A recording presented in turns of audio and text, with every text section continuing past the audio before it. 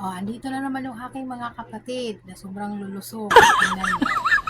Ganyan sila, kalulusog ang aking mga kapatid. Niyayaan sila ng magandang pangangatawan. Hala. Tingnan nyo. O, di ba? Sasakay sila sa motorsiklo. Pinipilit pang pagkasyahin yung dalawa. Ang sabi niya, siya daw yung hari ng kalsada, mga Andy. Kaya wala daw makakapigil sa kanya. Tingnan mo, guys. Oh, hagi. I-drive mo na yan para abot tayo sa doon sa Pilipinas, sa China Sea. Hindi ko na naman yung aking isang kapatid, oh, sasama rin. Mukhang aangkas na naman to si kapatid ko. Oh, sumunod pa yung isa. Ay, grabe.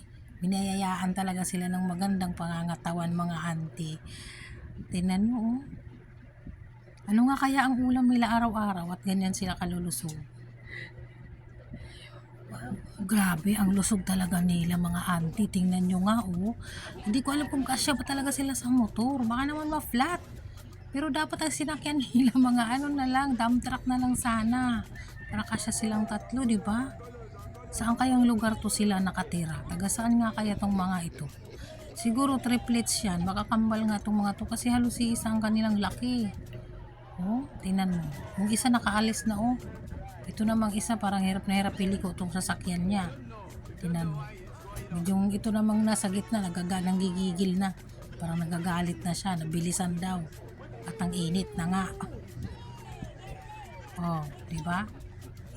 Sabi niya, itagilid mo lang daw yan. Iliko mo lang para mapaandar. Grabe, lusog talaga nila, oh. Hindi ko alam kung anong ulam nitong mga to, ah.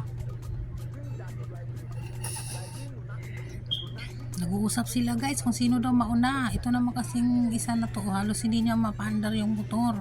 Parang hirap na hirap talaga siyang iliko, oh, di ba? Ang tanong dyan kung kakayanin ba talaga ng kanilang sasakyan. Hala, grabe, ang lusog talaga nila, oh. O aangkas na lang daw siya sa kuya niya. Kasi hindi naman kasya. Mga taga saan kaya itong mga to? Hala, oh, ayan, pipilitin talaga yung sumakay. Hindi talaga kasya. Hindi ko alam kung nakakatuwa ba tong ganito kalalaking katawan. Uy, ang bigat siguro sa katawan niya na kada araw.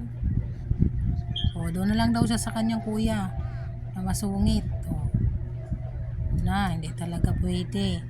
Grabe talaga. Gaano kaya to sila kalaki, ang bigat nila? Siguro kaya ganyan sila kalulusog dahil masarap yung kanilang ulam. Masarap yung kanilang kinakain. 'Di ba?